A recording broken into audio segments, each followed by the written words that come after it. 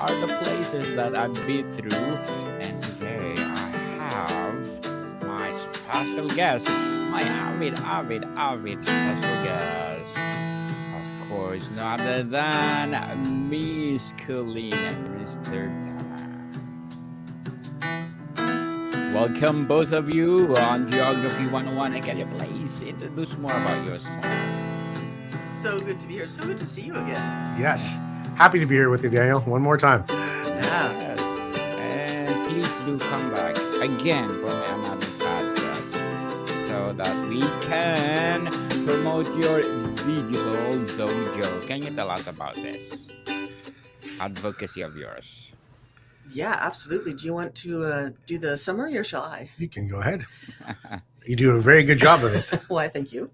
The Digital Dojo is a place that we're really excited about because we've both worked one-on-one and with groups and with companies and with couples and families for quite a long time, and since the early 2000s. And we've put it online. We've got online classes. We've got lots of access to videos, and all of the things that we're finding have really made a difference to our lives and have made a difference to the lives of our clients and our friends.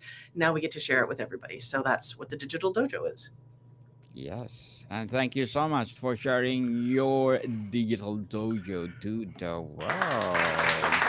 Hoping for more and more advocacy like this to come. So today, let's talk about one of your favorite place on earth, which is Drum roll, please. The Caribbean.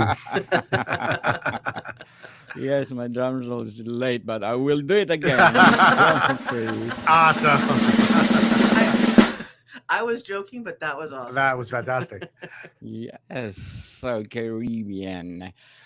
What was the very first sight, sound, or smell that truly made you feel I'm in a Caribbean now? Hmm. Yeah, you first, I think. For me, it was flying into the airport and getting just low enough as we're coming into land that I felt like I could reach down and touch the crystal clear turquoise water. That is Yes, always a very powerful visual for me whenever I've been to the Caribbean. definitely. Miss Killeen? Yeah, and for me, it was we actually went because that's where Dana's family is from. So this was the island where his dad was from. We went to St. Kitts, and I'd certainly never been there before, but Dana had never been there before either. And for me, it was stepping off the plane and hearing the same accent I'd heard from so many years from his dad, but it was just everywhere. And I went, "Oh yeah, we are not in Canada anymore." Oh, how would you describe the unique daily rhythm or pace of life you observe in Caribbean? Hmm. Oh, that's an awesome question, Daniel. And immediately, what you notice in a very obvious way is that the pace is much slower. Lower. Ah, nice. Yes. And in that environment, and I've been to the Caribbean before many times, but this is the first time that I'd been to that part of the Caribbean where my father was born. And I just landed, like Colleen was talking about with the accents. It was really neat for me to watch her kind of acclimate to the accents. And it was really powerful for me to hear an accent from everyone that I only heard from my father when I was growing up. Right? In Canada, I didn't hear that accent as often, but to be there and be surrounded by everybody with that accent, and then to be reminded how that slower pace was so beautiful because everybody, it doesn't matter who you are, whether they think you're from there or not, everybody says good morning, everybody says good afternoon, everybody says good evening, everybody says have a good day. And I think that has a lot to do with the fact that the pace is just more relaxed in general. So people are really warm and really polite and really friendly and very open. Yes, and secluded. You think that oh, I'm in a place where nobody knows me, but people interacting each other. Yes, Absolutely. Awesome. very Yes. much. That's a good point. What interaction with local person left the deepest positive impression on you, both of you? Hmm. Oh. There were a lot of those. Um, do you have one? Or, I have one immediately, but you go ahead if you think no, if no, you're no. You thinking. go first. I have too many. I'm thinking. So the one that stood out to me the most was we had gone to the pier, right, where interestingly enough, a lot of the big cruise ships come in, but there's like a whole little market and outdoor uh, shops and restaurants in this particular area. And my mom and one of my sisters and I were kind of lagging behind because we had taken some photos. And Colleen and my other sister and her boyfriend, they went ahead to get us a seat in the restaurant. And my mom and my sister and I, we kind of stopped for a moment and just kind of shared our feelings about being on the island where my dad was born. And he had just passed away in late in 2022. And being there for the first time was very powerful. And we kind of were sharing our thoughts about it and thinking, how he wasn't there with us physically, but we could feel his presence. And we gave each other a hug. So I had both my sisters, my sister and my mom, and I sort of pulled them close to me and I gave them both a hug. And a gentleman who I think was working in the market walked by and he stopped and he smiled a big smile. And in his very thick Caribbean accent, he said very gleefully a saying that we say in the Caribbean all the time, which is more love. And that means he's recognizing that love is present, connection is present, and that it's a beautiful blessing. So that's phrase, more love, he said about 3 times as he looked at us with a big smile and was so pleased and so happy to see that we were so close to one another. And he didn't know us and he didn't know why we were sharing that particular moment, but he celebrated it. And then all 3 of us said back to him, more love. And he said, have a blessed day. And he walked along. And we felt so moved by him being able to be, he's here, he's hustling to get to work, but he could see something special was happening.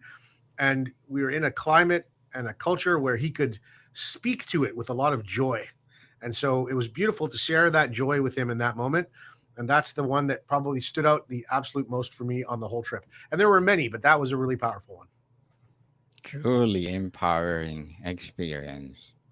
Miss Killane? Yeah, that's a good one. Mine is actually at the same market. We had gone ahead and there was a woman there.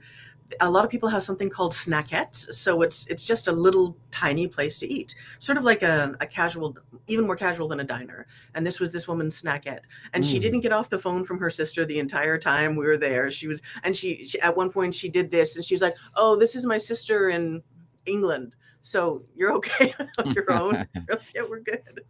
And was it Sorrel or? I think it was Or Sorrel. Mobby. Mobby. It was Mobby. So there's 2 drinks, Sorrel and Mobby, and they're both they take a little bit of getting used to, and they're actually I do Chinese medicine, so from a Chinese medicine point of view, it makes sense to drink them in really hot climates. They cool you down. But because they're a bit of an acquired taste, we ordered our food, and then she looked at me, obviously could tell I'm not from there. And she said, do you want like Sprite? Do you want Coke? What do you want? And I said, oh, you have Mobby? Can I have Mobby? And she looked at me and she said, yeah, I make it myself. And she poured me a glass of Mobby and handed it to me and said, try it. And I took a sip and I said, I haven't had Mobby in so long. This is so good. And she looked at me and she went, okay, good. You can stay. And there was this lovely moment. We went to pay for our food and she said, you haven't eaten yet. And we said, no, but we're buying food. And she said, no. If you don't like it, you don't pay me. And she was so thrilled that I love the Mobby, and she was so thrilled that we love the food. And she was so thrilled that people were coming there and we were all just meeting as who we were as opposed to, I think sometimes tourists can have that habit of coming in and wanting it to be their way. And just the sheer delight of wonderful, we're just all here to be here. And it was delightful. She was delightful. Definitely delightful. And what's one surprising thing about Caribbean or its people taught you about community, Mhm. resilience, or happiness?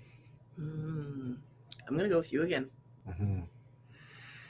Uh, I think the thing that stood out for me and my connection to the island um, brings me a lot of joy to share, but also comes from a very kind of dark place. But it's very relevant to acknowledge that because the Caribbean islands, and particularly St. Kitts, um, were populated because of slavery and the slave trade. And they were established, those colonies were established in the 1600s. And there's a real appreciation and recognition for the history of slavery in that region. But yet, the people there, and it's so wonderful to be have this be part of my heritage. They kind of remark the history of how African people got to the island with a lot of celebration because people aren't there trying to deny that that's part of the history. They're not there trying to blame anyone or be upset about the history. What is most profound and how it stands out is that history is used as a reference point for celebration. It's almost to say, look at how far we have come. Look at how far we have triumphed and prospered over such terrible beginnings to grow into a nation, a small nation, but a proud nation that does not hide from any part of its history. When St. Kitts got its independence from the British Empire, it was in the 1980s. And even that was an expression of joy and gratitude, saying, we can now stand on our own and be strong and full of pride, even though the place we started from was so full of discouragement and oppression. So I think that that's what every time I visit the Caribbean, and especially this time because it was the first time I had been to the place where my father was born, I walk away feeling very, very proud of the heritage that I come from and the people that I share it with today. Very well said, Mm. Mr. Dana. Very Thank you, well Dale. said. How about Miss Colleen?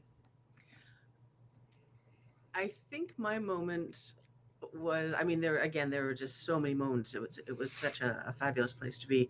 The place we were staying had a swimming pool, and thank goodness, because I'm really good in 20-degree weather, maybe 24. 30, 31, 32 was getting a little iffy for me. So being able to just dive underwater and stay there for a while was great. And the second day we were there, the gentleman came by to clean the pool, and unfortunately there was a tarantula that had gotten into the pool and had drowned overnight. And so he came and said, yeah, I'm here to clean the pool, anything that I need to know. And I said, yeah, I feel really terrible, but there's a tarantula in the pool. And he looked so shocked, and he said, there's a what? I said, there's a tarantula in the pool and it drowned. He goes, you're kidding. How did it get there? And I was like, I don't know. We weren't here. And he said, what is it doing in the pool? And I said, I don't know. I guess it was, walking and fell. I'm not sure how this goes. And I said, where are they normally? And he pointed up, and I said, I'm sorry, what? And he said, oh yeah. And he pointed at the trees and at the roof. I said, you have tarantulas in the trees and on the roof? And he said, yeah. And I said, how many? He goes, oh, so many. And I'm like, I'm not staying here then. I'm really sorry. I have to go. And I said, how many? And he said, haven't you seen them?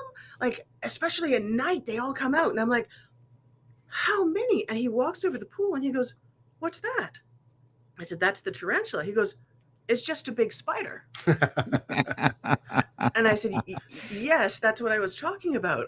The tarantula. He goes, oh, yeah, no, that's just a big spider. And I said, well, what do you call it then if you don't call it a tarantula? And he looked at me deadpan and he went, Big Spider. Big spider indeed. And it was just this very casual, like, Yeah. don't make a big deal of it. Spider's a spider. And he thought I was talking about a bird. That's why he Yes. kept talking about the trees. He was like, it sounded really fancy. I thought it was some kind of bird. Well, Miss Colleen and Mr. Dana, if you compare to Digital Dojo about the community and resilience or happiness that you experience to your company, what is it? You just asked such great questions. You do, Daniel. Daniel. It's awesome. Thank you. Thank you. I'm going to have to get you to go again. Immediately, what your question made me think of, Daniel, was I got very reminded of the kind of community that I would like to see the Digital Dojo build and foster when I was in a place where my family is from, because it was a place of genuine joy and authentic invitation and real welcome desire to make you feel like your family. And the even though, you know, there's things like big spiders and terrible storms, and there's even an active volcano on the part of the island, everybody is pretty relaxed because they look at life from the perspective of, well, there's going to be things that you're going to have to face that you have no control over. But if you face them with a sense of joy and a sense of possibility, then you can handle those things and navigate through those things with a lot of strength and confidence, because everybody is helping everybody. Everybody is pulling together. No one is left out. No one's left hungry. No one's left cold. No one's left thirsty. And most importantly, no one is left lonely. So I would love to see that kind of culture and approach to society that I felt so powerfully, and I feel so powerfully every time I'm in the Caribbean, also come to the Digital Dojo, so that people can feel that and feel like they are connected and feel like they are automatically welcome and feel and know that if they want to be, they can feel like they're amongst family. Yes, long live to Digital Dojo. Yes, let's empower people all over the world through the Digital Dojo. And how about you, Miss Colleen? Similarly, I think we were at a restaurant someplace, and there were people on the beach, and I asked a question, and this person said with great pride, "That's a public beach." And I said, "Oh, okay," because I noticed that this restaurant has some, branded chairs and towels and things like that down there. And they said again with great pride, and they said, "No, we made the laws here very specifically so people can come in from the mainland and they can buy property and they can charge whatever they want at their restaurants, but nobody owns the beaches. The beaches belong to all of us. So no matter who you are, no matter where you are, the beaches belong to everyone." And that's a similar feeling to the Digital Dojo, is this idea that the things that are, because the beaches are not just, it's not just to have a beach, it's to have some place to go and to visit and to be with friends and to listen to music and to cool off and to be happy and to be healthy and to really enjoy your life. And the work that we're doing, at the heart of it, sometimes it's hard, but at the heart of it is that we all deserve to be happy, and we all deserve to be happy and healthy together. Definitely. And if you could instantly transport back to one specific location within Caribbean right now, where would it be and why? I think it's Gerald for me. Oh, right. Yeah. When we first got there was this tiny, tiny little lizard, and Dana's sister's boyfriend was walking towards the pool, and I went, no, stop. And he froze, and I said, "There's a tiny lizard there." And he looked and he said, "Oh, I didn't see him. He blended in." And and it was hot, and the lizard was just sitting there, and I said, well, you can't step on Gerald. And he said, how do you know that's his name? And I said, look at him, he's obviously a Gerald. So I put some glasses and stuff outside because he was just hanging out in the sun to make sure nobody stepped on him. And then I hopped in the pool, and Gerald looked at me, and he took a little step, and he took a little step, and he started to walk down the side of the pool. And I thought, buddy, I don't think you can swim. And he got into the water, and then he just kind of started to float on the side. And I went, oh, Gerald, buddy. So I got him, I put him on the side. And he looked at me, he dried off, he warmed up in the sun, and he started crawling towards the pool again. Went in the pool, floating on his side. I was like, buddy, got him out of the pool. And it was this lovely moment because I think Gerald and I are still good friends wherever he is. I think fondly of him. But it was this lovely moment of connection, which is, I think, one of the things that we all love, but also this moment of just sheer perseverance. He's like, I'm going to try it until I make it. Yes. Try until you succeed. Yep. Definitely.